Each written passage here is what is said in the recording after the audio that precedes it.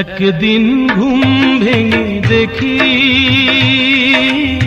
সুখের সমুদ্র শুকিয়ে গেছে, জীবনের কল্পনা নিষ্প্রাণ দেহ হয়ে শুকনো বালুর বুকে পড়ে আছে। একদিন ঘুম ভেঙে দেখি সুখের সমুদ্র শুকিয়ে গেছে, জীবনের কল্পনা নিষ্প্রাণ দেহ হয়ে শুকনো বালুর বুকে পড়ে আছে। একদিন ঘুম ভেঙে দেখি